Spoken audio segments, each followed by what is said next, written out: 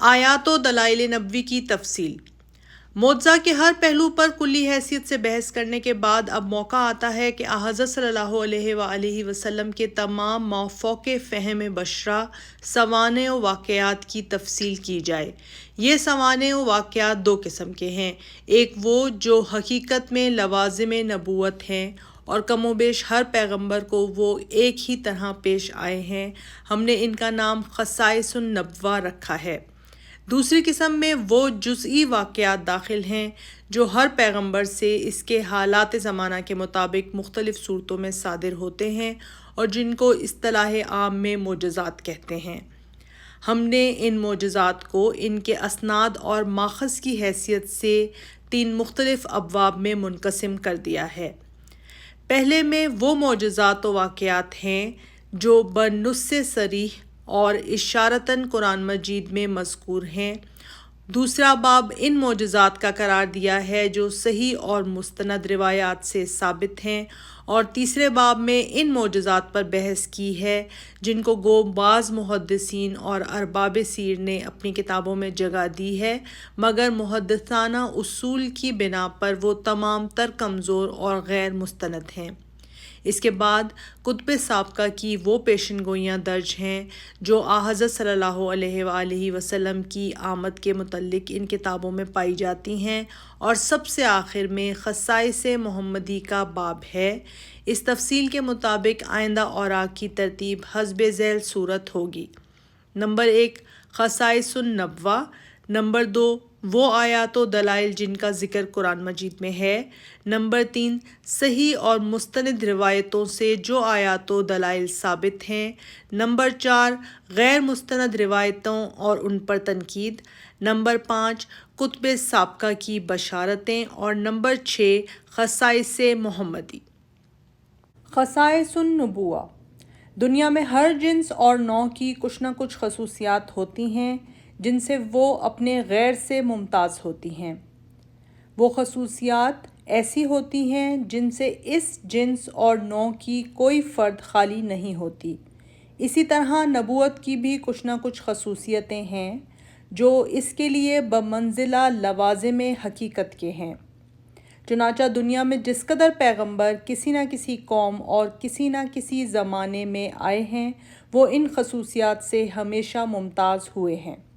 مثلاً یہ کہ خدا نے کسی نہ کسی طرح ان کو اپنے کلام و ارشاد سے مفتحض اور اپنے احکام سے مطلع فرمایا ہے، ان کے ادراک اور احساس کی قوتوں کو اس قدر بلند کیا کہ عام انسانوں کو جو چیزیں نظر نہیں آتیں وہ ان کو نظر آتی ہیں۔ عامہ بشر جن آوازوں کو نہیں سن سکتے وہ ان کو سنائی دیتی ہیں۔ ملائکہ الہی خدا کے قاصد بن کر ان کے پاس آئے ہیں۔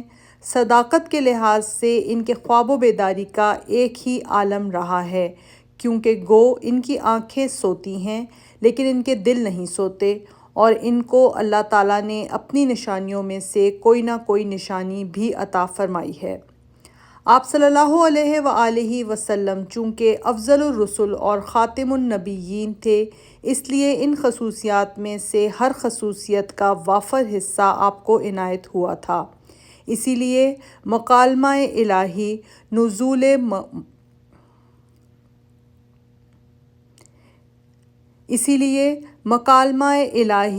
نزول ملائکہ، مشاہدہ خواب و بیداری وغیرہ خصائص نبوت کے واقعات آپ کی سیرت میں دوسرے انبیاء علیہم السلام کی سیرتوں سے بیشتر اور کامل تر نظر آتے ہیں۔ چنانچہ قرآن مجید میں ان کے اشارات اور احادیث صحیحہ میں ان کی تفصیلات مذکور ہیں۔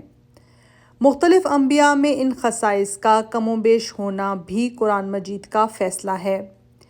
تِلْکَ الرُّسُلُ فَضَّلْنَا بَعْضَهُمْ عَلَىٰ بَعْضٍ مِّنْهُم مَّن كَلَّمَ اللَّهُ وَرَفَعَ بَعْضَهُمْ دَرَجَاتٍ وَآتَيْنَا عِیسَیٰ ابْنَ مَرْیَمَ الْبَیِّنَاتِ وَأَیَّدْنَاهُ بِرُوحِ الْقُدُسِ۔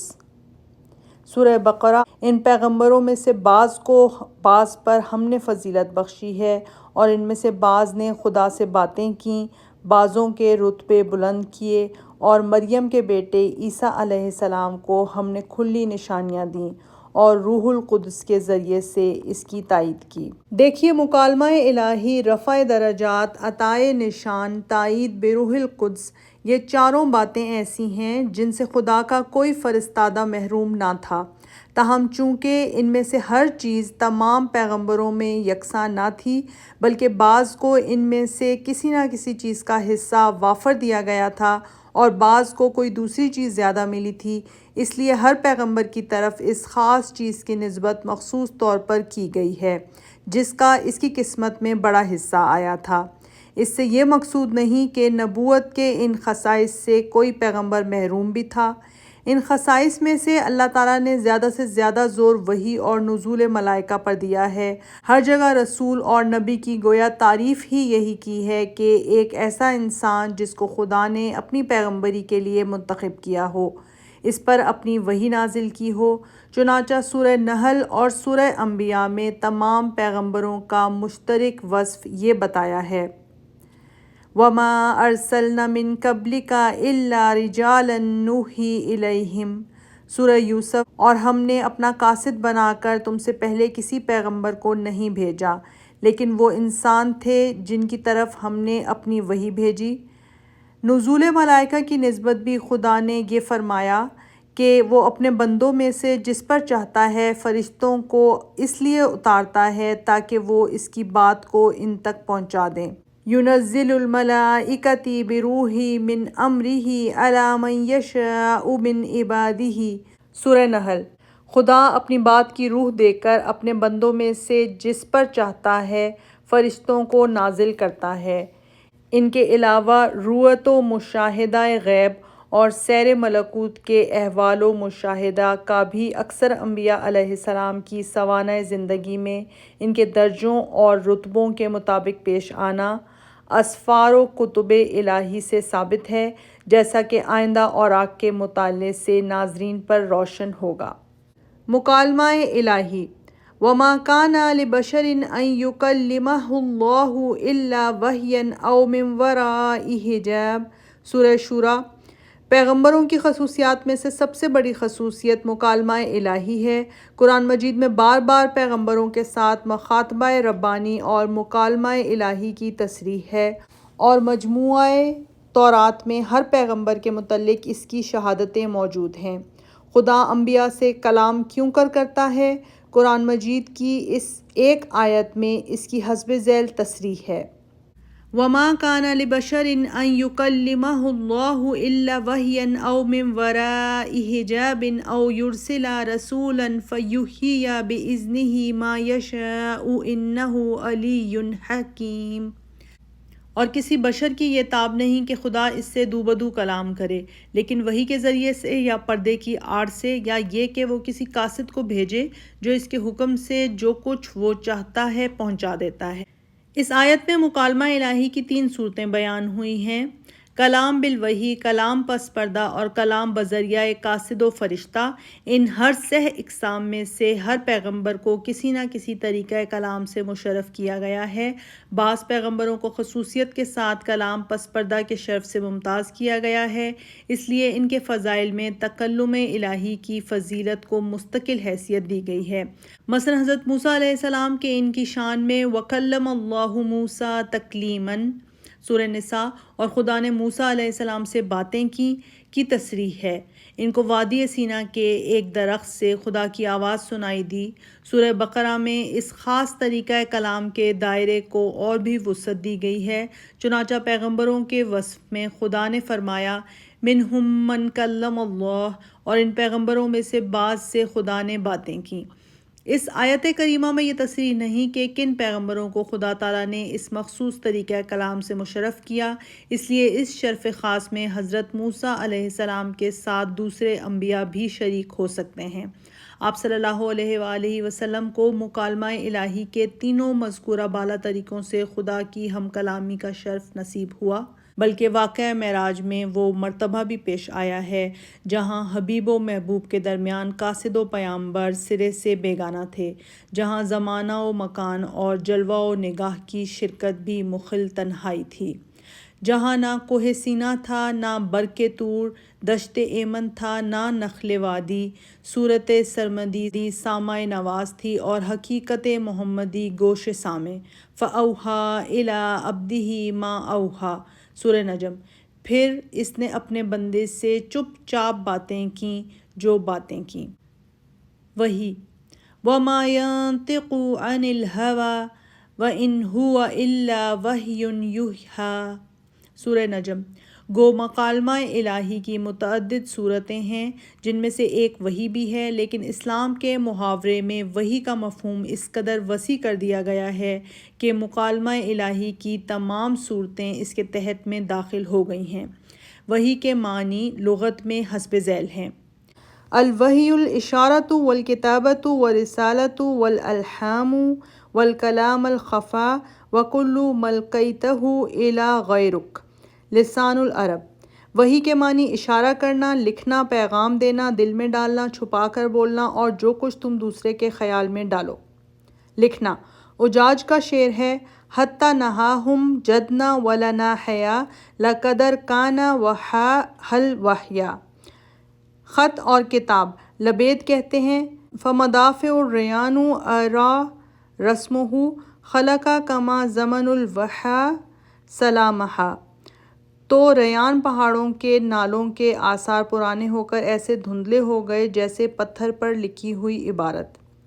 حکم دینا اجاج کہتا ہے: وحی لہا القرار فاستقرت وشدھا بالراسیات ثبت۔ زمین کو ٹھہرنے کا حکم دیا تو وہ ٹھہر گئی اور اسے جمے ہوئے پہاڑوں سے جکڑ دیا۔ چھپا کر بات کرنا ابو ذؤیب کا شعر ہے: فقال لہا وقد اوحت الیہ الا اللہ امک ما تصیف۔ اس مرد نے کہا جب عورت نے اس سے پوشیدہ طریقے پر گفتگو کی کہ تیری ماں کا کیا کہنا ہے کہ وہ کیا فعل بد لیتی ہے۔ اشارہ کرنا یوحی الیہا بنقاد ونق نقہ۔ وہ مرغ اس مرغی کی طرف کڑکڑا کر اشارہ کرتا ہے۔ آواز ابو زبید: مرتہز الجوف یوحی عاجم۔ گھوڑے کے پیٹ سے نہ سمجھنے والی آواز آتی ہے۔ لیکن اہل لغت کہتے ہیں کہ اس لفظ کے اصلی معنی دوسروں سے چھپا کر کسی سے چپ کے بات کرنے کے ہیں۔ کسائی عرب کا محاورہ بتاتا ہے کہ وحیت الیہ بالکلام او اوحیہ الیہ ہو ان تکلمہ بکلام تخفیہ من غیرہ۔ یعنی کسی سے اس طرح باتیں کرو کہ اس کو دوسروں سے چھپاؤ۔ ابو اسحاق لغوی کہتا ہے: وَأَصْلُ الْوَحْيِ فِي اللُّغَةِ كُلُّهَا عَالَمٌ فِي خَفَا۔ وحی کا اصل مفہوم اس کے تمام معنوں میں چھپا کر اطلاع دینے کے ہیں۔ قرآن مجید میں یہ لفظ اپنے اصل مفہوم کے اندر 3 معنوں میں آیا ہے۔ نمبر 1 فطری حکم: وَأَوْحَىٰ رَبُّكَ إِلَى النَّحْلِ سورہ نحل۔ تیرے پروردگار نے شہد کی مکھیوں کو وحی کیا۔ بِأَنَّ رَبَّكَ أَوْحَىٰ لَهَا سورہ زلزال۔ اس لیے کہ تیرے پروردگار نے زمین کو وحی کیا۔ اجاج کے اس شعر میں بھی یہی معنی ہے: وَحَيَّ لَهَا الْقَرَارُ فَاسْتَقَرَتْ وَشَدْھَا بِالرَّاسِيَةِ ثَبَتْ۔ خدا نے زمین کو ساکن رہنے کی وحی کی تو وہ ساکن ہے اور اس کو مضبوط پہاڑوں سے باندھ دیا ہے۔ نمبر 2 دل میں بات ڈال دینا: وَإِذْ أَوْحَيْتُ إِلَى الْحَوَارِيِّينَ أَنْ آمَنُوا بِي وَبِرُسُولِي سورہ مائدہ۔ اور جب میں نے حواریوں کو وحی کیا کہ مجھ پر اور میرے پیغمبر پر ایمان لاؤ۔ وَأَوْحَيْنَا إِلَىٰ أُمِّ مُوسَىٰ أَنْ أَرْضِعِهِ سورہ قصص۔ اور ہم نے موسیٰ علیہ السلام کی ماں کو وحی کیا کہ اس بچے کو دودھ پلاؤ۔ نمبر 3 چپکے سے بات کرنا: یوحی بعضهم إِلَىٰ بَعْضٍ زُخْرُفَ الْقَوْلِ سورہ انعام۔ یہ ایک دوسرے کو چکنی چپڑی بات وحی کرتے ہیں۔ وَإِنَّ الشَّيَاطِينَ لَيُوحُونَ إِلَىٰ أَوْلِيَائِهِمْ اور یہ شیطان لوگ اپنے دوستوں کو وحی کرتے ہیں۔ وحی کے ان متفرق معنوں میں سے ایک مفہوم مشترک ہے اور وہ یہ ہے کہ منہ سے لفظ نکالے بغیر ایک شخص کا دوسرے شخص کو اپنا مفہوم سمجھا دینا، یا اگر الفاظ ہوں تو وہ اس قدر پوشیدہ ادا ہوں کہ دوسرے ان کو نہ سن سکیں۔ اس لیے اشارہ کرنا، لکھنا، دل میں ڈال دینا، حکم فطری، خط اور کتابت اور جانوروں کا اپنی حرکات سے اپنے مطلب ظاہر کرنا، سب اس کے معنوں میں داخل ہیں۔ بہرحال اس تفصیل سے یہ ظاہر ہوتا ہے کہ وحی کا لفظ جس مذہبی معنی میں مشتمل ہے وہ در حقیقت لغوی معنی کے بہت قریب ہے، چنانچہ خود شعرائے جاہلیت نے اس کو اسی معنی میں استعمال کیا ہے۔ حضرت صلی اللہ علیہ وآلہ وسلم کے مکالمہ الہی اور وحی کا آغاز رویا اور خواب سے ہوا۔ صحیح بخاری میں حضرت عائشہ سے مروی ہے، اول ما بدا بہ رسول اللہ صلی اللہ علیہ وآلہ وسلم من الوحی الرؤیا الصالحۃ فی النوم فکان لا یری رؤیا الا جاءت مثل فلق الصبح۔ حضرت صلی اللہ علیہ وآلہ وسلم کے ساتھ وحی کا آغاز اچھے خوابوں سے ہوا۔ آپ صلی اللہ علیہ وآلہ وسلم جو خواب دیکھتے وہ صبح کو روشنی کی طرح ظاہر ہوتا تھا۔ صحیح بخاری کے پہلے ہی باب میں حدیث ہے کہ ایک صحابی نے پوچھا کہ یا رسول اللہ، آپ پر وحی کیوں کر آتی ہے؟ آپ صلی اللہ علیہ وآلہ وسلم نے فرمایا، کبھی گھنٹی کی آواز کی طرح آواز میرے پاس آتی ہے اور یہ مجھ پر زیادہ سخت ہوتی ہے، اور پھر یہ حالت دور ہو جاتی ہے اور جو کچھ وہ کہتا ہے میں اس کو محفوظ کر لیتا ہوں، اور کبھی وہ فرشتہ جبریل میرے لیے انسان کی شکل میں نمودار ہوتا ہے اور وہ مجھ سے باتیں کرتا ہے اور وہ جو کچھ کہتا ہے اس کو میں محفوظ کر لیتا ہوں۔ سلسلۃ الجرس یعنی گھنٹے کی آواز کی طرح آواز کا آنا۔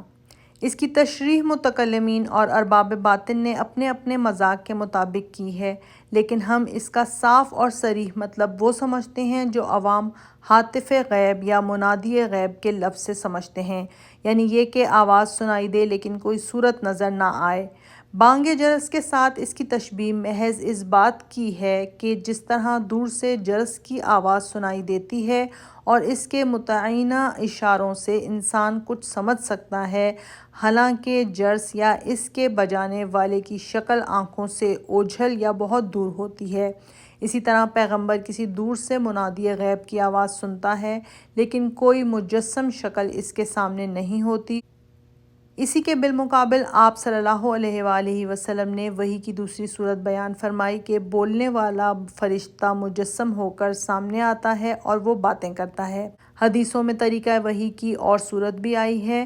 آپ صلی اللہ علیہ وآلہ وسلم نے ارشاد فرمایا، روح القدس نے میرے دل میں پھونکا، اور کہیں یہ صیغہ مجہول کے ساتھ آیا ہے، میرے دل میں پھونکا گیا۔ حافظ ابن قیم نے انہی حدیثوں کو پیش نظر رکھ کر وحی کی حسب ذیل قسمیں قرار دی ہیں۔ نمبر 1، رؤیائے صادقہ یعنی سچے خواب دیکھنا۔ نمبر 2، نفث فی الروح یا القاء فی القلب، دل میں پھونکنا یا دل میں ڈالنا۔ نمبر 3، سلسلۃ الجرس یعنی گھنٹے کی آواز آنا۔ نمبر 4، تمثل یعنی فرشتے کی کسی شکل میں متشکل ہو کر آنا۔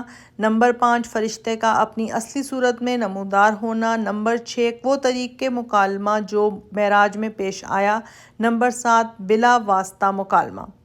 صحیح بخاری بدء الوحی میں ہے کہ آپ صلی اللہ علیہ وآلہ وسلم نے فرمایا کہ تیسری صورت مجھ پر بہت سخت ہوتی ہے اور پھر وہ شدت جاتی رہتی ہے۔ آپ صلی اللہ علیہ وآلہ وسلم پر وحی آتی تھی تو آپ پر ایک خاص کیفیت طاری ہوتی تھی۔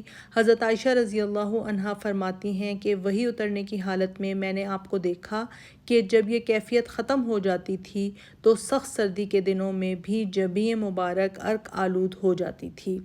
ایک اور موقع پر حضرت عائشہ رضی اللہ عنہا بیان فرماتی ہیں کہ وحی کی حالت میں آپ کی پیشانی سے موتیوں کی طرح پسینے کے قطرے ڈھلنے لگتے۔ صحابہ کا بیان ہے کہ اس حالت میں جسم مبارک بہت بھاری ہو جاتا تھا، سواری کے اونٹ بیٹھ جاتے تھے۔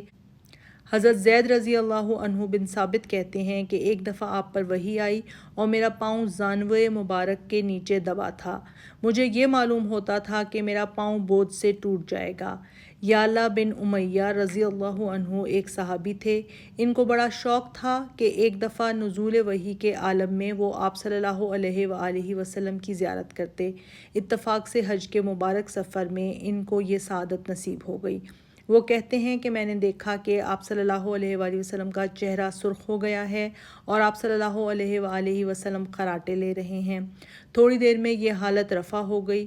عبادہ بن صامت رضی اللہ عنہ کہتے ہیں کہ جب آپ صلی اللہ علیہ وآلہ وسلم پر وحی نازل ہوتی تو آپ کو بے چینی ہوتی، چہرے کا رنگ بدل جاتا، آپ صلی اللہ علیہ وآلہ وسلم سر جھکا لیتے، صحابہ جو آپ صلی اللہ علیہ وآلہ وسلم کے ساتھ بیٹھے ہوتے وہ بھی سر نیچے کر لیتے، وحی کے بعد آپ صلی اللہ علیہ وآلہ وسلم سر اٹھاتے۔ فرشتے کی زبانی سب سے پہلی وحی غار حرا میں آئی۔ اس وقت عمر شریف 40 برس کی تھی اور اقرأ باسم ربک الذی خلق کی ابتدائی آیتیں اس مکتب کا اولین درس تھا۔ اس کے بعد کچھ دنوں تک وحی کا سلسلہ رکا رہا۔ آپ صلی اللہ علیہ وآلہ وسلم کو سخت صدمہ ہوا۔ ابن اسحاق کی روایت ہے کہ اس موقع پر یہ آیتیں نازل ہوئیں۔ وَالضُّحَىٰ وَاللَّيْلِ إِذَا سَجَىٰ مَا وَدَّعَكَ رَبُّكَ وَمَا قَلَىٰ۔ سورہ ضحیٰ۔ قسم ہے دن کی جبکہ وہ پوری روشنی پر ہو، اور قسم ہے رات کی جبکہ وہ سنسان ہو جائے، کہ تیرے پروردگار نے نہ تجھ کو چھوڑا ہے اور نہ تجھ سے اس نے اپنی محبت اٹھائی۔ لیکن صحیح بخاری تفصیل سورہ ضحیٰ اور باب کیف نزول الوحی میں ہے کہ اس سورت کا شان نزول یہ ہے کہ ایک دفعہ آپ صلی اللہ علیہ وآلہ وسلم بیمار تھے، چند روز راتوں میں اٹھ کر عبادت الہی میں مصروف نہ ہو سکے تو ایک ہمسایہ عورت نے تان سے کہا کہ ایسا معلوم ہوتا ہے کہ نعوذ باللہ تیرے شیطان نے تجھ کو چھوڑ دیا، کیونکہ وہ 2-3 روز سے تیرے پاس نہیں آیا۔ اس پر یہ سورت نازل ہوئی۔ اسی موقع پر دوسری روایت ہے کہ اس عورت نے کہا میں دیکھتی ہوں کہ تیرا رفیق نے تجھ سے ملنے میں تاخیر کی ہے۔ اس سے ثابت ہوتا ہے کہ یہ سورت اس کے بعد کسی اور زمانے میں نازل ہوئی۔ تمام محدثین کا اس پر اتفاق ہے کہ فطرت الوحی یعنی سلسلہ وحی کے رک جانے کے بعد سب سے پہلے سورہ مدثر کی آیتیں نازل ہوئیں۔ آپ صلی اللہ علیہ وآلہ وسلم حرا سے واپس آ رہے تھے کہ راہ میں ایک آواز سنائی دی۔ آپ صلی اللہ علیہ وآلہ وسلم نے ادھر ادھر دیکھا، کچھ نظر نہ آیا، اوپر دیکھا تو وہی فرشتہ نظر آیا۔ آپ صلی اللہ علیہ وآلہ وسلم حضرت خدیجہ رضی اللہ عنہا کے پاس آئے کہ مجھے کمبل اڑاؤ اور مجھ پر ٹھنڈا پانی ڈالو۔ اسی حالت میں یہ آیتیں نازل ہوئیں۔ یا ایھا المدثر قم فانذر وربک فکبر۔ سورہ مدثر۔ اے کمبل پوش، اٹھ اور لوگوں کو خدا سے ڈرا، اپنے رب کی کبریائی بیان کر۔ اس کے بعد مسلسل وحی نازل ہونی شروع ہو گئی اور اس کا تار اس وقت تک نہ ٹوٹا جب تک حیات طیبہ کا ظاہری سلسلہ منقطع نہ ہو گیا، یعنی 40 برس کے سن سے لے کر 63 کے سن تک کل 23 برس نزول وحی کے ہیں۔ حضرت انس رضی اللہ عنہ سے روایت ہے کہ حضرت صلی اللہ علیہ وآلہ وسلم کے آخری عمر میں وحی کی کثرت ہو گئی تھی۔ محدثین نے اس کی وجہ یہ بتائی ہے کہ چونکہ مسلمانوں کی کثرت ہو گئی تھی اور اطراف ملک سے وفود کا سلسلہ جاری ہو گیا تھا، احکام اور لوگوں کے استفارات بڑھ گئے تھے، اس لیے مخاطبہ الہی کی ترقی بھی اسی کے ساتھ ضروری تھی۔ صحابہ کرام رضی اللہ عنہم وفات نبوی کے بعد جب ان ایام سعادت کو یاد کرتے تھے جب مدینے کی گلیاں روح الامین کی گزرگاہ اور مدینے کے در و دیوار وحی کے مطلع انوار تھے تو ان کی آنکھیں اشک آلود ہو جایا کرتی تھیں۔ حضرت صلی اللہ علیہ وآلہ وسلم کا معمول تھا کہ جمعے کی نماز کے بعد ایک بوڑھی صحابیہ رضی اللہ عنہا تھیں، ان کی ملاقات کو تشریف لے جاتے تھے۔ آپ صلی اللہ علیہ وآلہ وسلم کی وفات کے بعد حضرت ابو بکر اور حضرت عمر رضی اللہ عنہما ان کے گھر تشریف لے گئے، دیکھا کہ ان کی آنکھوں سے آنسو جاری ہیں۔ سبب دریافت کیا تو کہا کہ حضرت صلی اللہ علیہ وآلہ وسلم وفات پا گئے اور وحی کا سلسلہ منقطع ہو گیا۔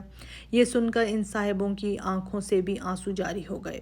قرآن مجید نے وحی کی حقیقت کو اس قدر بلند کیا ہے کہ وہ نبوت کے مترادف ہو گئی ہے۔ دنیا کے دوسرے مذاہب میں نبوت کی حقیقت یا تو سراسر مفقود ہے یا یہ کہ ان کو انسانیت و بشریت کے پرتو سے اس قدر منزہ سمجھا گیا ہے کہ ان کو الوہیت کا ہم رتبہ قرار دے دیا ہے۔ لیکن قرآن مجید نے حضرت صلی اللہ علیہ وآلہ وسلم کو کئی دفعہ اس اعلان کی تاکید کی ہے کہ قل انما انا بشر مثلکم یوحی الی انما الہکم الہ واحد۔ سورہ کہف اور فصلت۔ کہہ دو کہ میں تمہاری ہی طرح ایک آدمی ہوں، فرق یہ ہے کہ میرے پاس وحی بھیجی جاتی ہے کہ تمہارا ایک خدا ہے۔ حضرت صلی اللہ علیہ وآلہ وسلم جو کچھ خدا کی طرف سے لوگوں کو سناتے تھے وہ چیز آپ صلی اللہ علیہ وآلہ وسلم کے نفس و ارادہ سے نہیں اٹھتی تھی بلکہ خدا کی طرف سے ان کے اندر آتی تھی۔ وما ينطق عن الهوى ان هو الا وحی یوحی، سورہ نجم۔ وہ خواہش نفس سے نہیں بولتا بلکہ وہ وحی ہے جو اس کو بھیجی جاتی ہے۔ البتہ اس کا مواد اور محبت آپ صلی اللہ علیہ وآلہ وسلم کا پاک و منزہ قلب تھا۔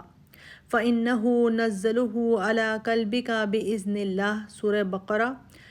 اسی نے اس کو تمہارے قلب پر خدا کے حکم سے اتارا ہے، اور یہی مجموعہ وحی آپ صلی اللہ علیہ وآلہ وسلم کی نبوت کا بڑا معجزہ ہے۔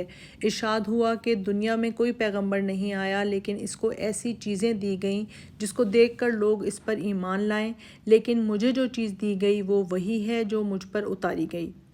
سرمایہ وحی کی جو دولت اسلام کے ہاتھ میں آئی وہ قرآن کی صورت میں مسلمانوں کے سینوں اور سفینوں میں اب تک محفوظ ہے۔ اس کے علاوہ جو کچھ ہے وہ گنج گرانمایہ حدیث صحیحہ کے اوراق میں مخزون ہے۔ حدیث میں ہے کہ آپ صلی اللہ علیہ وآلہ وسلم نے فرمایا کہ مجھے قرآن عطا کیا گیا اور اتنا ہی، اور یعنی وہ احکام و مواعظ جن کو جانثاروں نے حرز جاں بنا کر رکھا اور دوسروں کو سپرد کیا۔ یعلا بن امیہ صحابی رضی اللہ عنہ حجۃ الوداع کے زمانے کا واقعہ بیان کرتے ہیں کہ جورانہ میں آپ صلی اللہ علیہ وآلہ وسلم تھے کہ ایک شخص نے آ کر سوال کیا کہ یا رسول اللہ، آپ اس شخص کے بارے میں کیا حکم دیتے ہیں جس نے اپنے کپڑوں میں خوشبو مل لینے کے بعد احرام کی نیت کی؟ آپ صلی اللہ علیہ وآلہ وسلم نے کسی قدر انتظار کیا۔ آپ پر وحی کی کیفیت طاری ہوئی۔ جب وہ کیفیت زائل ہوئی تو آپ صلی اللہ علیہ وآلہ وسلم نے دریافت کیا کہ وہ آدمی کہاں ہے۔ لوگ اس کو سامنے لائے۔ آپ صلی اللہ علیہ وآلہ وسلم نے فرمایا، جو خوشبو تم مل چکے ہو اس کو 3 دفعہ دھو ڈالو اور اس کپڑے کو اتار ڈالو، پھر حسب معمول عمرہ ادا کرو۔ ایک اور حدیث میں ہے کہ آپ صلی اللہ علیہ وآلہ وسلم نے ارشاد فرمایا، روح القدس نے میرے دل میں یہ ڈالا ہے کہ کوئی انسان اس وقت تک نہیں مر سکتا جب تک وہ اپنی روزی پوری نہ کرے۔ تو لوگوں، خدا سے ڈرو اور روزی کی تلاش میں صحیح طریقے کو کام میں لاؤ۔ رزق میں تاخیر تمہیں اس پر آمادہ نہ کرے کہ گناہ کے ذریعوں سے روزی تلاش کرو، کیونکہ جو خدا کے پاس ہے وہ اس کی بندگی ہی سے مل سکتا ہے۔ حضرت ابو ذر رضی اللہ عنہ سے روایت ہے کہ آپ صلی اللہ علیہ وآلہ وسلم نے فرمایا، مجھ سے جبریل علیہ السلام نے کہا کہ آپ کی امت میں جو شخص اس حال میں مرا کہ اس نے کسی کو خدا کا شریک نہیں کیا تو وہ جنت میں داخل ہوگا۔ اور بہت سی حدیثیں ہیں جن میں یہ تصریح ہے کہ خدا نے مجھے حکم دیا ہے یا خدا نے مجھ سے کہا ہے، لیکن وہ قرآن مجید کے اجزاء نہیں ہیں۔ اسی لیے فقہا نے وحی کی 2 قسمیں کر دی ہیں، وحی مطلوع یعنی وہ وحی جو تلاوت کی جاتی ہے یعنی قرآن، اور وحی غیر مطلوع جو تلاوت نہیں کی جاتی، مثلاً وہ احکام و نصاح جو بروایت صحیح احادیث میں مذکور ہیں۔ پہلی وحی کی خصوصیت یہ ہے کہ اس کا ایک ایک حرف تواتر روایت سے ثابت ہے اور وہ اپنے لفظ و معانی دونوں کے لحاظ سے خدا کا کلام ہے۔ دوسری قسم تواتر سے بہت کم مروی ہے اور وہ اپنے الفاظ کے لحاظ سے خدا کا کلام نہیں بلکہ اپنے معنی کے لحاظ سے خدا کا ارشاد ہے۔